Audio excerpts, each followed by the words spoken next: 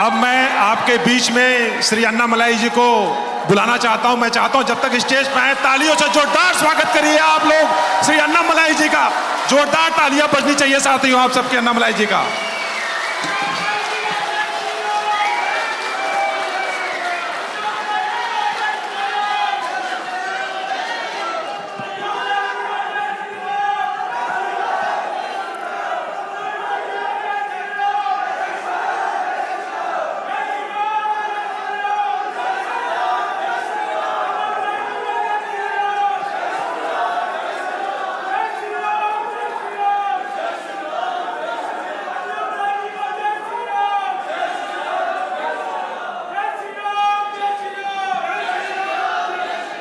अन्ना धन्यवाद सर। मित्र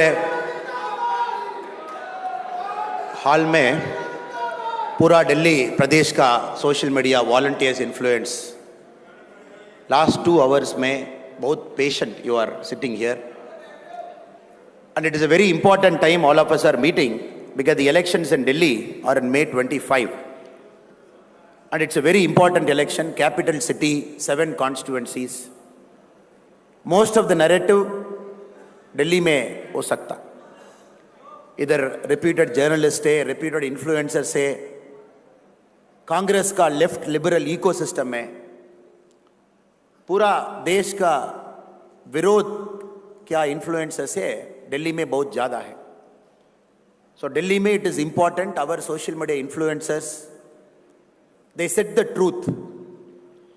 हमारा पास स्टेज में चीफ गेस्ट दिल्ली प्रदेश का अध्यक्ष वीरेंद्र सचदेव साहब है, हमारा वाइस प्रेसिडेंट दिल्ली का बीजेपी कार्यकरण का अध्यक्ष गजेंद्र यादव जी है, सोशल मीडिया का इंचार्ज रोहित उपाध्याय जी है, हमारा आईटी हेड पुनीत अग्रवाल जी है, our state organising secretary Pawan Rana ji है, our media friends are here. Friends, they have given about 40 minutes for me to talk to you. I'll take about 3 parts I would like to discuss with you. I never believe in the word called narrative. There is a difference between narrative and truth. BJP का social media का volunteers we are on the side of truth, we are never on the side of narrative. I'll give you a small example to illustrate the difference between a narrative and a truth. We all know Congress party is declining. Just yesterday I was seeing in television channel, the previous Congress Delhi ka state president has joined BJP yesterday in the presence of our state president. So we all have seen. Across India we know Congress party is on a decline, possibly in 2024. June 4 when the counting happens, Congress party will come down to less than 50 member of parliament in the Lok Sabha. It will happen. But Congress ka ecosystem jinda hai. Whatever ecosystem has protected the Congress party over the last 50 years, that ecosystem is still intact. Our job as social media volunteers and people in the social media is to dismantle the Congress ka ecosystem which is functioning more than the Congress party. So first 10 minutes, I'll take some examples to illustrate the difference between a narrative and a truth. There was a news article in a newspaper. 33% of girl students in a college have married their own professors. This is the news article. 33% of girl students in a college have married their own professors. Immediately the ecosystem will say, what is happening in our country? 33% girl students have married their own professors. What is it? We are not getting into the value judgment of right or wrong. Now this is a narration, a narrative, which says 33% girl students have married their professors. But if you look at the truth, that class might have only 3 girl students and 1 girl student might have married their professor. That is their personal relationship. Nobody is bothered. So 1 girl student marrying their professor, that is the truth. But the narrative is 33% of girl students in a college have married the professor. Our job is to bust this narrative wherever a false narrative gains ground in the country, and using that narrative, they try to make a story out of it. In the last 10 years of Modi ji's rule, whatever good things, great things we have done, We are taking that to the elections in Delhi on May 25. But still the false narrative, the opposition used to do it for a lot of years. And they're using the false narrative even during this election. Now we have to understand, at one point of time, journalism in India, journalists in our country, they were literally considered God. And these journalists had so much access to power, they were even controlling the policy making. They were deciding who should meet the minister. If you observe carefully the Neera Radia tapes of that era, some of our top journalists in our country had unbridled access to power, to some of the top cabinet ministers. They even knew some of the policy decisions even before it happens. And many of the brokers had access to the ministers of UPA 1 and 2 through some of the journalists. So journalists believed they are God. And they were traveling freely with the top leaders. They had access to the Prime Minister. They were traveling in the same airplane along with the Prime Ministers to different parts of the world. Now after Modi ji has taken over our country as Prime Minister, from May 30, 2014, there is a difference. And everybody is treated equally. Nobody is given an extra access to the government. Even a journalist has to get information like the same source you and me can get the information. So this has created a cognitive dissonance. There is still a group of journalists belonging to the ecosystem who believe the institutions are collapsing simply because their access to power is cut. So this is why our social media volunteers, people who are sitting in this room, we have a very important role to play, not only during the elections, even before the elections also. Before I get into some of the political aspects which we need to discuss, I'm still on the narration part. Just yesterday, there was a news article from Reporters Without Borders who said the press freedom in India is declining. And we all have read in the paper. Not only this, we keep reading a lot of articles in our newspapers which Indian media loves to cover in a big way. The institutions in our country are collapsing after BJP has taken over, BJP has come to the government. So very often they keep quoting a couple of indexes, press freedom index, the democracy index, to say, oh, in India, democracy is declining. And many newspapers cover it prominently. Again, I'm giving this example as a second example to say how a narrative is set in our country by people who don't want to believe India is progressing. There is this Freedom in World Index, which is covered largely, which talks about the democracy and civil liberty in each of the country. The Freedom in World Index is published by Freedom House based out of New York. India's civil liberty score, if you see, in 2018 was 42. In 2022, it has come down to 33. So now India's overall ranking has come down to 66, which India had during emergency. Emergency time में India का क्या score था, अभी Freedom in World Index has given the same score to us. Northern Cyprus, a country controlled by Turkey, is having a democracy score of 77, that is better than our country. Mongolia, which had a one-party system in 1990 till 1990, is having a score of 84, which according to Freedom in World Index is a free country. Now if you keep looking at it, this is a narrative. Now this will come in the paper, people will read it. But our job as social media volunteers, as influencers, is to dig the truth, to find what is really the truth, so that through our social media handles, through our ecosystem, we publish to the people at large. If you look at the truth of what is happening, this report, Freedom in World Index, which is coming in all the top newspapers, it is produced by a team of in-house staff, analyst, consultant, external analyst. It is not, they don't come to India, they don't meet you and me, they don't take survey in Tamil Nadu, survey in Kerala, survey in Delhi, and then they put out a score. So they have 25 questions which they give to a team of 100 people. They are the staff, analysts, consultant, experts. It is not by any common people of the country.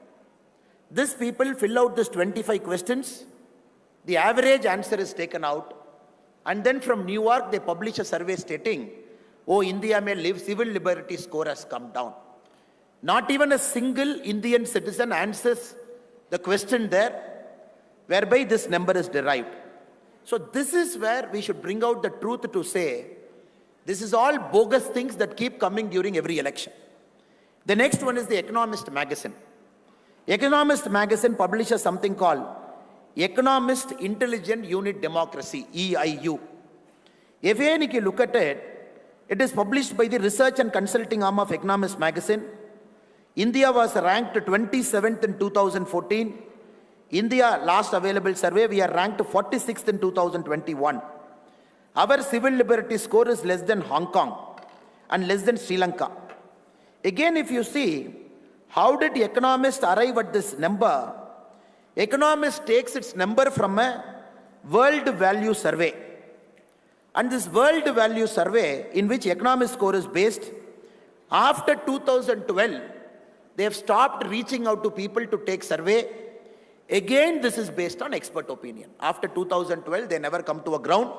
They never ask people what it is happening. Again, the world value survey, a group of people sit down, they mark their score. Friends, the reason I'm starting with this example is, we should understand a narrative is a very, very powerful component in social media. So our job is to go beyond narration. So the top 2 surveys in the world, which talks about civil liberty, both the surveys are done by in-house experts who answer a set of questions based on which this magazine publishes a report saying, oh, India mein civil liberty kam ho gaya. India mein democracy is under threat. And some Indian journalists based in our country, they will take this report, sit in a newspaper room or a TV room, they will have a prime time debate. So we have to understand in this age and time, our role here is to find the truth, find the information and bring out in the public domain. Because everything, whatever survey they bring about our country, it borders on bogus. There is nothing called reality to it. So we have to understand that is how 2024 elections is also being conducted. We have completed 2 phases of our election. Phase 1, 102 seats. Phase 2, closer to 88 seats. 190 seats in our country has finished elections. We have 5 more phases to go, including Delhi, which is on May 25. If you look at the issue that is being discussed, Congress party, Pura South mein, they are trying to set a narrative. Do you know why Modi ji wants 400? Because Modi ji wants to destroy the constitution. Modi ji wants to take away the rights of people. That is why he wants 400. Now, if you look back at history, in social media, if you look back at any party which has destroyed India's constitution over the last 50 odd years, it is Congress party. 1952, they came to power. 1957, they came to power. 60, 66, 71, 76, 84, 89 was an outside government, 91, 2004, 2009. This many times Congress was sitting in power. If you look at number of times, the Congress prime ministers who dismantled the constitution at different time. Madam Indira Gandhi, she used Article 356 to dismiss governments 51 times. The whole Congress party used Article 356 91 times. India, different governments have used Article 356 slightly more than 100 times. But Congress party alone used it 91 times. Indira Gandhi ji alone used it 51 times.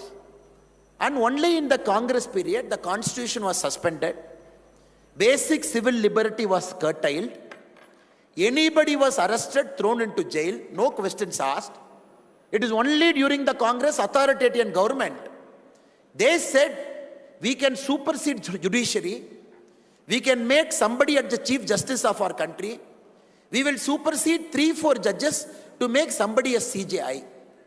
Now the same Congress is complaining that our party, Bharatiya Janata Party, when we come to power with a larger mandate, constitution is under threat. Because here the problem is, many of the first-time voters who are sitting in this room are outside in Delhi. Who is voting in May 25 for the first time? Their age when Congress was in power last was 8 years. 2014, when somebody was born and 8 years, today they are 18, they are putting their first vote. 2004, when Congress came to power, previously, people were not even born. And those children are voting for the first time in 2024, May 25. It is important, many a time we have to remind the past. What happened in our country, how the country was run, how the constitution was handled, at different points of prime ministership, how the chief ministers were dismissed just like that. Yesterday, I was in Karnataka, in the northernmost part, a place called Gulbarga, a very important town in Karnataka. Gulbarga had given a chief minister to Karnataka state called Virendra Patilji. So Virendra Patilji was the chief minister of Karnataka when Rajiv Gandhiji was the prime minister. Rajiv Gandhiji is boarding a plane in Bangalore. The press friends are asking him a question. Will Virendra Patilji be changed as Karnataka's chief minister? Rajiv Gandhiji did not answer the question. He boarded the plane. Even before the plane landed in Delhi, Virendra Patilji was changed as chief minister of Karnataka. We have to understand how Congress practiced democracy in our nation. Both internal democracy as well as external democracy. Because a party, how well it practices internal democracy, only then the party can practice external democracy. This is a party which suspended constitution, used Article 356 just like that, a piece of paper, dismissed governments, changed the chief ministers. If they felt anybody is threat to the Congress ecosystem in Delhi, if they felt anybody is a threat to Gandhi Parivar from any part of our country, if there is a powerful Congress leader emerging in Tamil Nadu, Karnataka, like Karmaveerar Kamarajaraya in Tamil Nadu, or Virendra Patilji in Karnataka, the first thing they do from here, sitting in Gandhi Parivarji's family, make sure that person becomes a zero. Make sure that government is dismissed. Make sure new person is brought to power like a doormat. And this Congress party is crying, oh, look at the civil liberty score, look at press score, look at Economist magazine index score, look at this score. The institutions are collapsing. If it is one government in 10 years, which never used 356 illegally, which respected the constitution in every single forum, which made sure, even in 2014, when we had 283 MP, even in 2019, when we had more than 300 MP, we never brought an act called Ram Temple Act in Parliament. We never brought an act. We never brought an act called Ram Temple Act, by which through a legislature, we build a Ram Temple. This is a classic case of a party coming to power with an absolute majority, respecting the constitution, respecting the law of land, respecting the judiciary, waiting patiently like we have waited for 500 years, and whatever the judiciary's order was given, obeyed to the letter, not only in spirit, to the letter, and made sure Ram Temple was built. And Congress is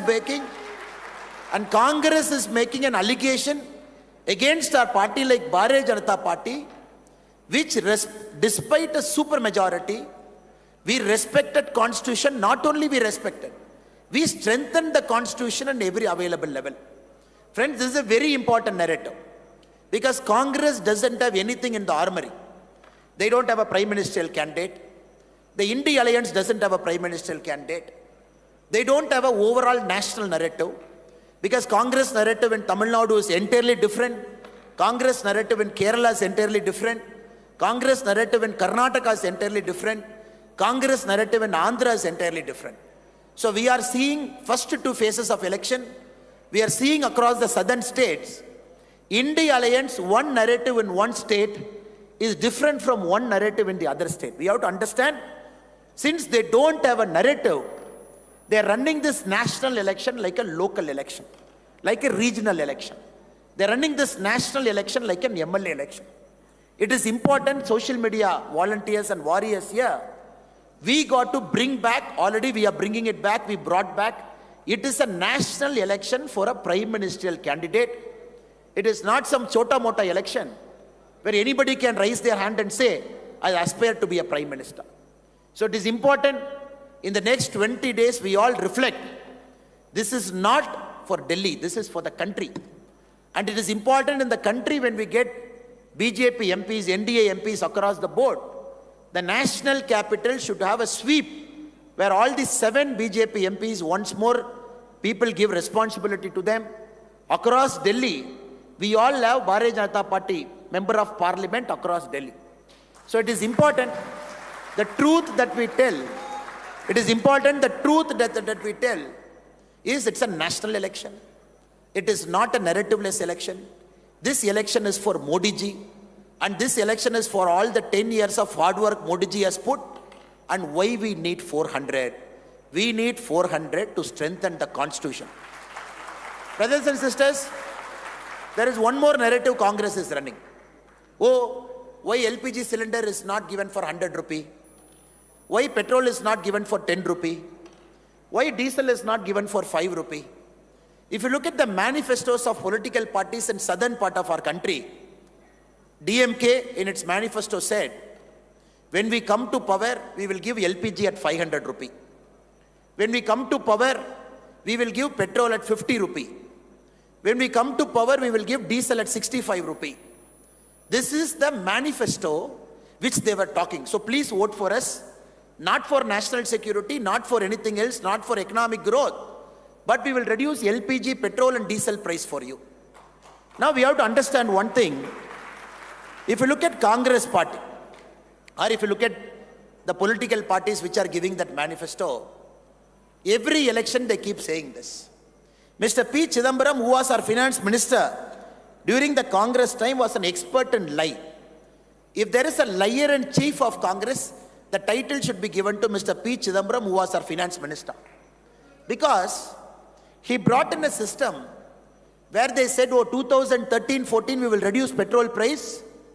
And not only will we reduce petrol price, we will artificially bring it down. How did they do it? First time in our country, Mr. P. Chidambaram issued something called petrol bond, gas bond. They issued bond to the public. They said, you please pay, get this bond. We will redeem the bond after 10 years. And using that money, we will reduce petrol and diesel price. If you look at the data, the petrol bond that UPA2 issued to artificially reduce the petrol and LPG price by issuing bond. If you look at the date of redemption, a government of India has to redeem a bond, 7/3/2015, which means the first bond got redeemed, the government of India will pay money. 23/3/2015, second bond, we will pay money. Now I am reading the data for you, kindly listen. The bonds that UPA2 issued, by which they got money, by which they were able to artificially bring down petrol diesel price just for election, 16/10/2021 redemption, 28/11/2021, 10/11/2023, 12/2/2024, 15/9/2024, 4/2/2026, 23/3/2026. See? They have issued a bond, petrol bond, saying 15 years later, some government will come and redeem the bond. Some government will pay 1,34,000 crore, which we have mobilized by that bond. Now we want to reduce the price. If there is a single biggest fraud done on the Indian Constitution during the UPA 1 and 2, this petrol bond is a single biggest fraud they have done. They never said we will redeem the bond. See how intelligent they are. They didn't touch 2014 to 19 also. Because they thought by reducing petrol, diesel and all those drama, they will come to power in 2014. They said the redemption will happen after 2021. So 80% of bond which they took, they kept the redemption 2021, 2023, 2024, 2025, 2026. So our government, Modi ji government, taking over after 2014, whatever Congress petrol bond they have issued, we are redeeming, paying that money. Because the government of our government is honoring that. This is how they set narrative. This is how they set narrative. And it is very, very important that we present the truth. We tell the people of our country. Rajiv Gandhi ji, in 1985, He was having an interview with Sam Pitroda. Sam Pitroda, you all know the infamous statement he made. So Rajiv Gandhi ji, Sam Pitroda asked him a question. 1985. How many of you are born in 1985, sir? Can you raise your hand? After 1985 you are born. How many of you are born after 1985? After 1985, my age is less than 38. Okay. Sam Pitroda is asking Rajiv Gandhi ji in 1985, when will Indian public get drinking water to their home by pipe? Rajiv Gandhi ji answers, in 5 years, I will make sure every citizen in our country will get drinking water by pipe into their home. Many of you might not believe this. Oh, 1985 that Rahul Gandhi ji actually said it. So I am going to play a video for you. You can just hear the audio. What Rajiv Gandhi ji said in 1985.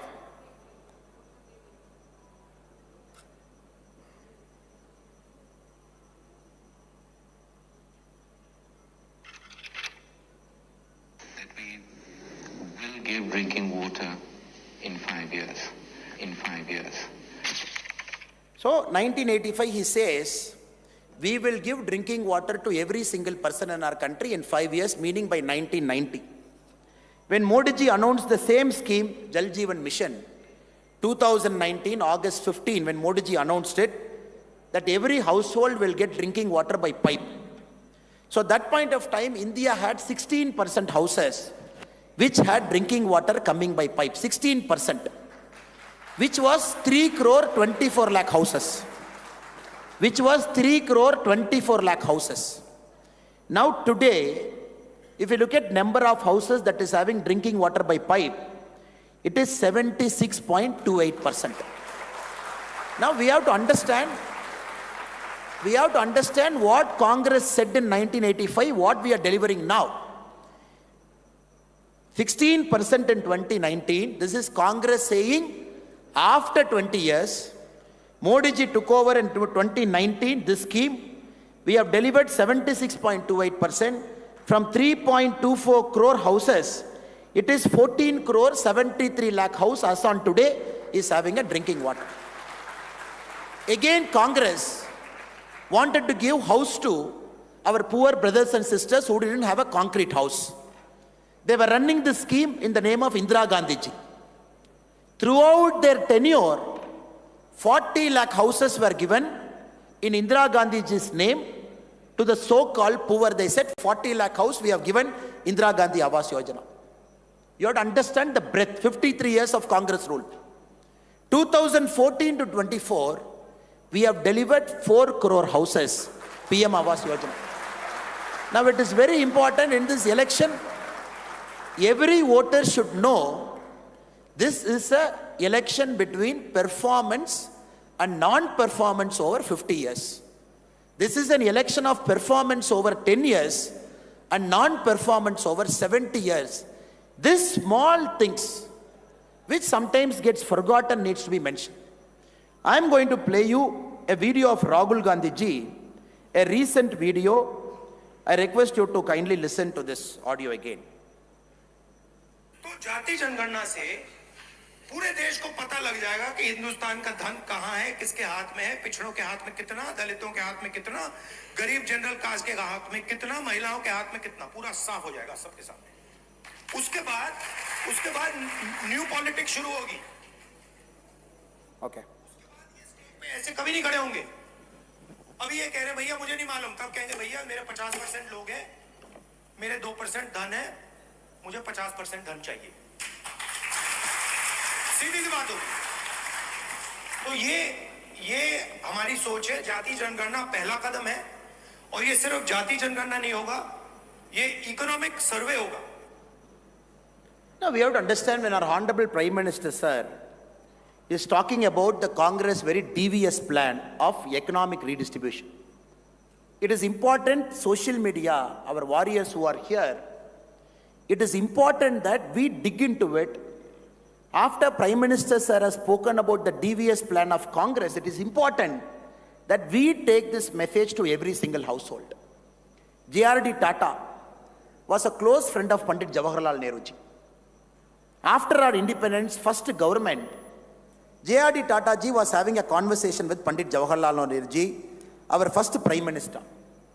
In one of the conversation, J.R.D. Tata was mentioning, Nehru ji, हमारा public sector unit में थोड़ा सा profit होना पड़ेगा. The PSU should generate profit. It cannot be loss making in its life.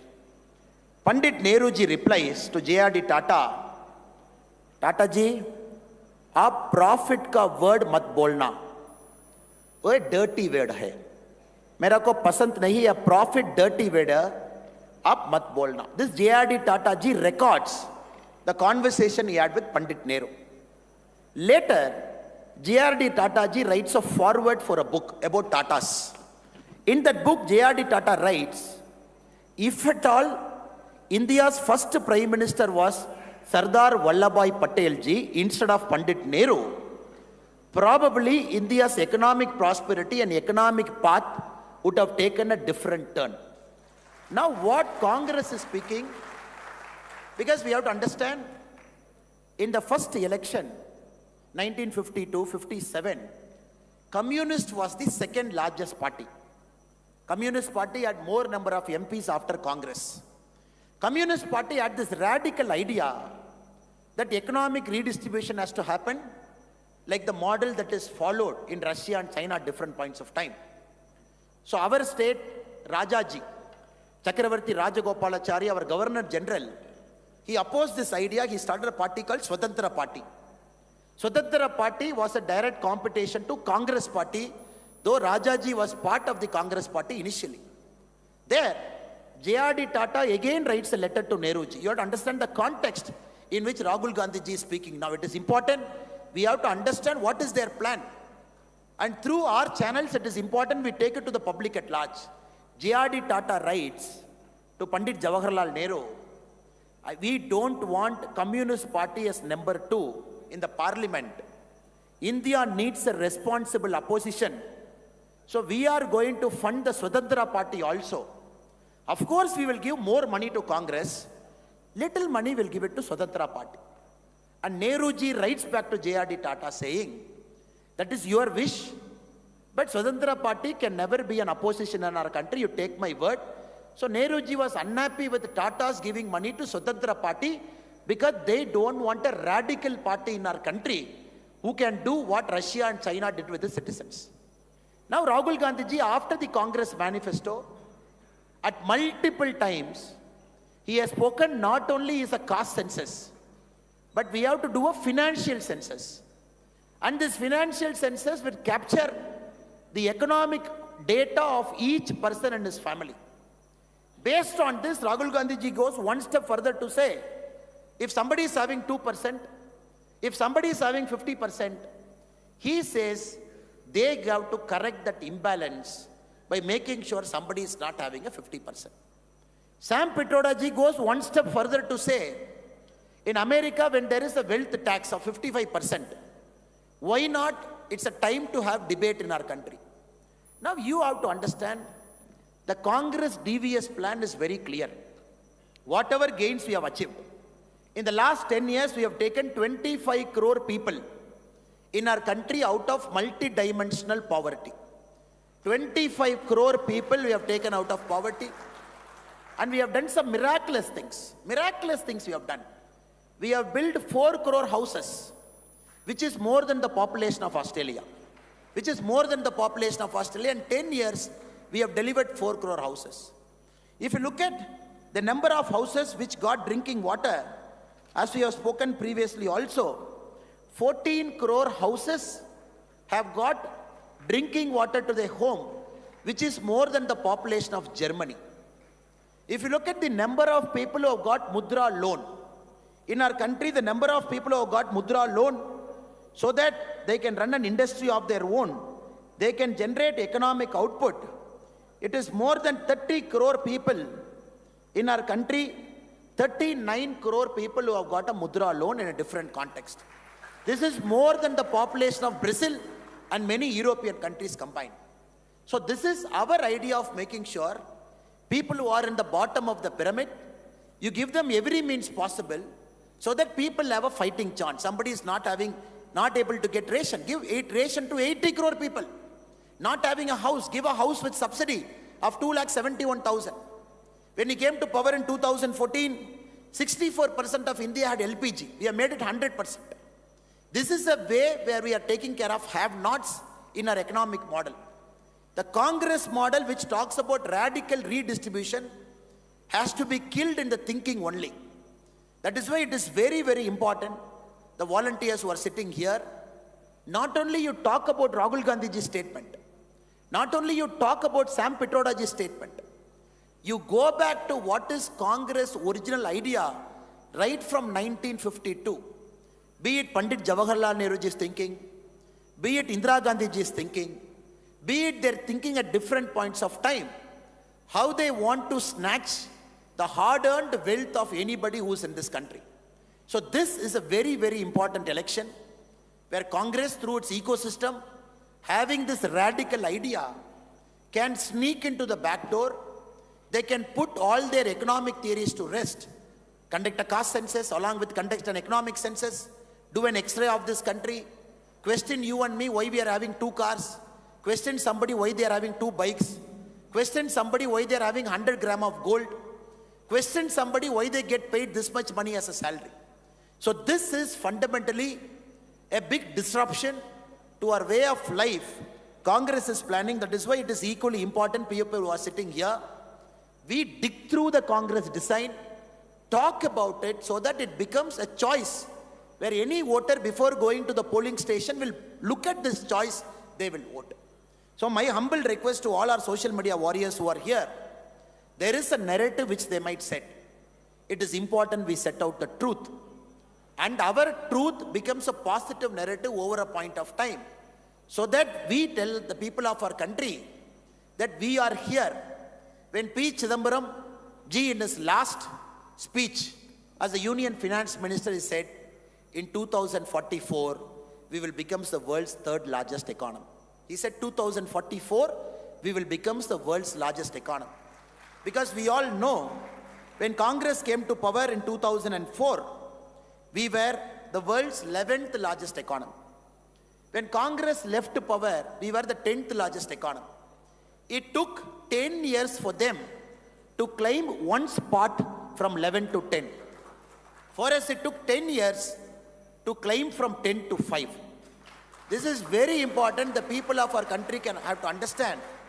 The Congress thinking is to make India the 3rd largest economy in 2044, which Modi ji is going to do it in 2027. Meaning we are saying 17 years of how Congress was thinking.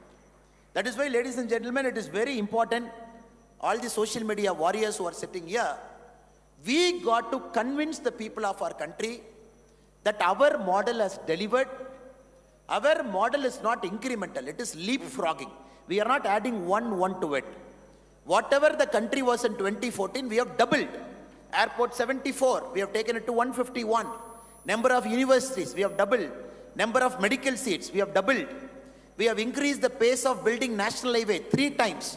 If you look at any data, our country, we have doubled, tripled any indicator over the last 10 years. So people have to understand that Modi ji is going to double this in the next 5 years. 2027 will become the 3rd largest economy. 2047, the goal. That is the importance of Viksit Bharat. When Modi ji is talking about Viksit Bharat, it is important in social media, we add strength to that Viksit Bharat argument. We add data to it.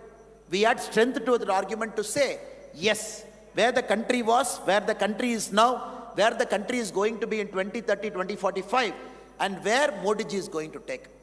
If you look at all the 193 countries in the world, 2023, India was the fastest growing economy in the world.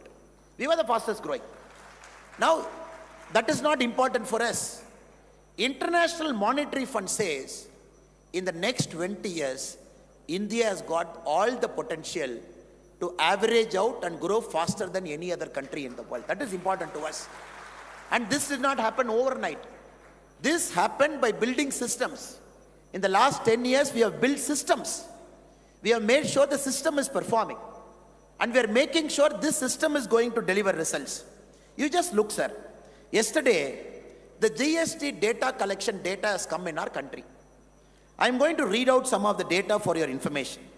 The GST, what each state is contributing.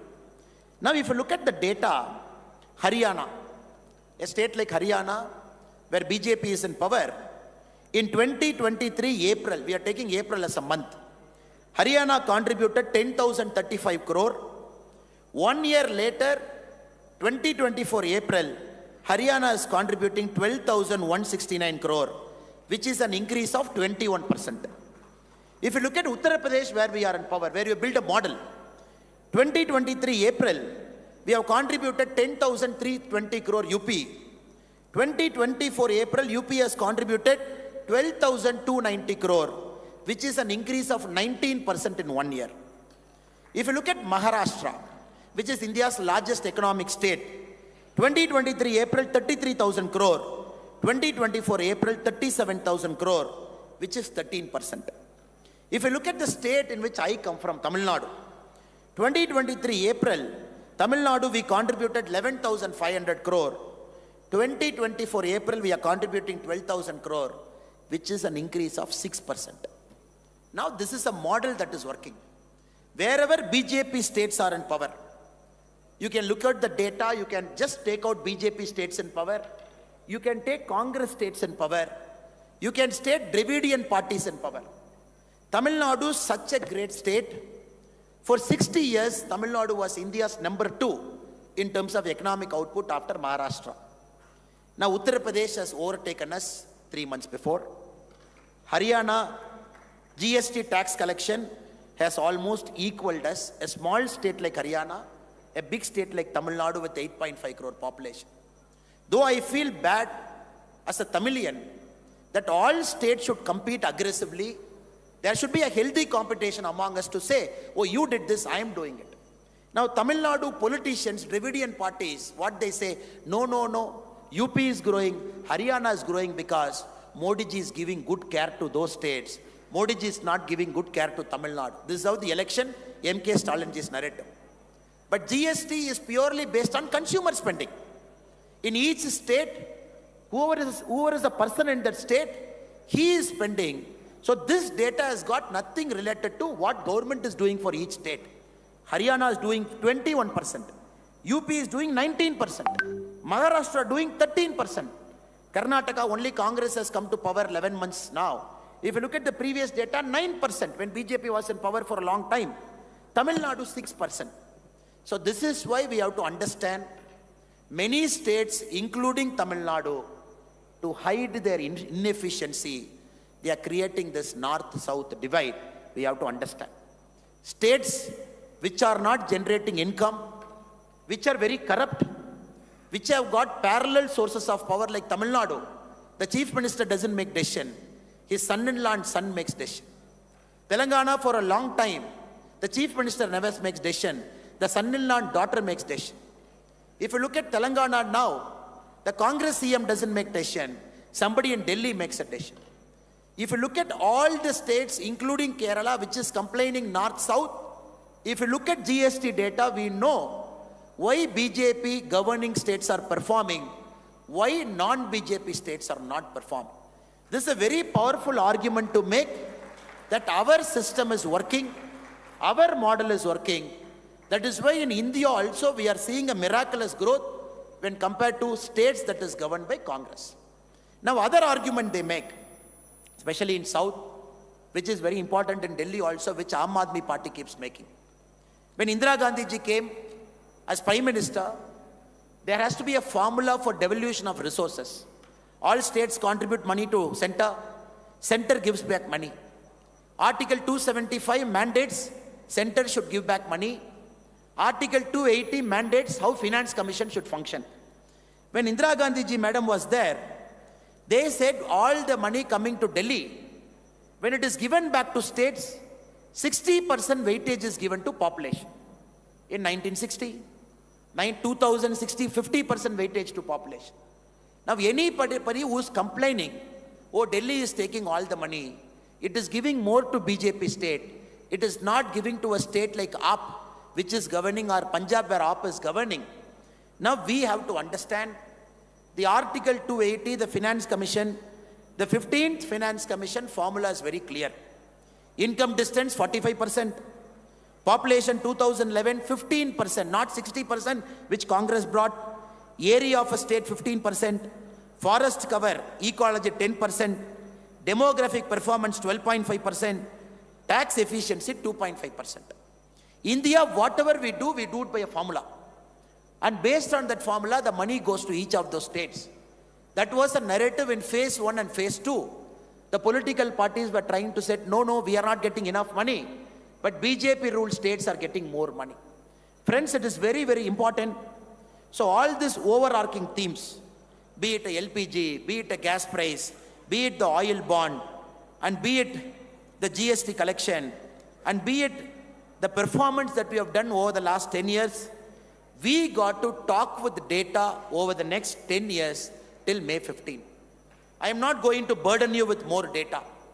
The reason, brothers and sisters, I am presenting data to you is just to substantiate that as social media warriors, it is important we back argument with research. It is important we bust a narrative with research. When somebody is talking about civil liberty, somebody is talking about press freedom, we bust it with the data. So next 20 days, I only request you, all the 1,000 people inside this hall, you take 5 narrative. Each of you should take 5 narrative. It is not necessary. We all know Modi ji is great. We all know Modi ji is going to come back to power. We all know AAP has got no chance. We all know the political model in Delhi, where a party which is founded against Congress is an alliance with Congress facing this Lok Sabha election. People know it. But my request to all the social media warriors who are here, take 5 issues, you write a story about it, you make a video about it, put it in your WhatsApp channel, social media channel, Instagram, Twitter. Don't write 2 lines. Don't write 1 line. Please don't write somebody is great. We have to say why Modi ji is great. The whole of India knows, whole of world knows Modi ji is great. But can you substantiate with 5 points why Modi ji is great?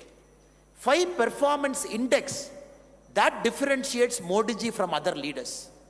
5 performance index that differentiates BJP from other government. 5 performance index that differentiates BJP from Aam Aadmi Party. 5 performance index that differentiates BJP from Congress. My request to you is, as social media warriors, take this as a challenge over the next 20 days. We are winning all 7. That is great, sir. But can we set a narrative from the capital city on each of the things that Congress and India Alliance leaders are saying to set a false narrative? Constitution. What BJP has done for the Constitution. Atal Bihari Vajpayee ji, he got one opportunity to nominate a Rashtrapati. Whom did he nominate? He nominated a Muslim from Tamil Nadu, APJ Abdul Kalam ji. Narendra Modi ji got 2 opportunities to nominate Rashtrapati. Whom did he nominate? He nominated Ramnath Govind ji, who comes from a SC community, our brother. When Modi ji got the second chance to nominate the Rashtrapati, he nominated Draupadi Murmu ji, who comes from a ST community. This is the respect BJP has given to Constitution. And be it the strengthening of Constitution. Uniform Civil Code. In our manifesto, we are saying we are going to bring it back.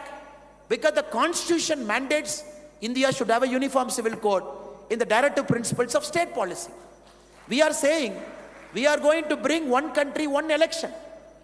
The whole of our country, 52, 57, 60, 67, 4 elections, first 4 elections till 1971, our country had one country, one election only. Till Congress started dismissing state governments, this order got changed. That we are bringing it back. That is part of our manifesto. So any statement that is written in BJP manifesto, we are strengthening Indian Constitution like how Dr. B.R. Ambedkar ji wanted. But that point of time, some things were put in directive principles of state policy because somebody opposed it. Something was not put in fundamental rights. Something was put in fundamental duty. Something was put in directive principles of state policy saying when the conditions in our country improve, the government of the time can implement. So this is very, very important. The friends here, you have to make a narrative, make a truth to say why we need 400. We need 400 seats to strengthen the Indian constitution, to actually do what Dr. B.R. Ambedkar ji envisaged in 1947 to 50, before the constitution was presented, by which all these people dismantled a part of our constitution at different points of time. We want 400 to strengthen the constitution. This is a very important truth. All of us have to say why we have done it, what we have done it, what we intend to do in the next 5 years. The second one is our economic model. Now a Congress party says, we are going to give 1 lakh rupee to a poor. Now, Congress has to classify what is poor. Is it 20 crore? Is it 30 crore? Is it 40 crore? Is it 45 crore? Now, if you look at our budget, which is 44 lakh crore, in social media, people here, we got to argue a case, 44 lakh crore central budget, 6 lakh has gone to defense, agriculture this much, education this much, urban infrastructure creation this much. We have given money everywhere. We are giving money to the people. We are giving money to the state. If Congress is saying we are going to give 1 lakh rupee to the so-called poor, there are 40 crore poor in our country, which is 40 lakh crore. Where is the money? Is Rahul Gandhi ji going to have a note printing machine in his office to generate 40 lakh crore? It is important in our social media, the warriors who are sitting here, we argue our case. We tell the people of our country how disastrous the Congress policy is. Not only is the wealth redistribution, what Pandit Nehru ji said, what Indira Gandhi ji did, after that what Sam Pitroda ji is saying, after that what Rahul Gandhi is saying, what is the devious plan Congress is having in hand. Please make a narrative in the next 20 days. Please focus on not only the incremental changes we have done, but the leapfrogging changes we have done. Doubling, tripling of all indicators, be it Jal Jeevan, be it our what do you want to become?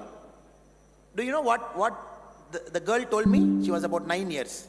She told me, Mama, I want to become a social media influencer. I asked her, Acha, what do you want to do? She said, no, I have already started a YouTube channel. In my garden, whatever planting we do, I do a story. Brothers and sisters, we have to understand social media influencer is a serious business. And in BJP, anybody who is a social media warrior, who is operating our handle, who is arguing for Modi ji, we have to understand, we are not influencers, we are truth seekers and truth setters. We have to seek truth, we have to set the truth, and people of our country has to read the truth. For that to happen, there is no biggest influence in our country than Narendra Modi ji. He influences everybody, youth, women, farmer, everybody. My last humble request to all of you is to see the series of interviews Modi ji has given in the last 1 month. Times of India carried a 4-page interview. He has given interviews to all the major channels, 1 hour, 1.5 hour, 2 hour. Every single data is available inside. Modi ji has argued a case why we need 400. Modi ji has argued a case why we need to come to the power for the 3rd term. Modi ji has argued what difference the 5 years is going to make. My request to all of you is, next 20 years, 20 days, let us not put a 1-line statement in social media. Let us not put a 3-line statement. We will put a long statement, we will put a video, we will argue our case, we will threadbare discuss the fraud nature of Aam Aadmi Party, the corrupt nature of Aam Aadmi Party. Only the media build-up Aam Aadmi Party was able to generate for some time. The political duplicity of Aam Aadmi Party, the political duplicity of Indie Alliance. My request to all of you is to put a video, is to put a long thread. And each of you, let us take a personal responsibility. We will take 5 subjects. 5 subjects will be on constitution, it will be on democracy, it will be on economics, it will be on our government, it will be on Delhi. We will take 5 subjects, we will do research, we will post it in social media. Thereby, we will generate a mass movement for the Delhi Bharatiya Janata Party, where all the 7 candidates across Delhi will again once more win with a sweeping majority. So I request all the people who have come here, this is our contribution to Modi ji. This is our contribution. This is our contribution to Modi ji as a personal example. We can influence 100, 1,000, 1 lakh, 10 lakh, 1 crore. With a single cell phone, we can do it. A cell phone is a very powerful tool, which if spoken the truth in a right way with emotion, people will listen. And Sachdev sir was telling somebody that we are doing pretty well in social media. I think all of us are doing pretty well in social media because we speak the truth. People will read through a fraud post and an original message.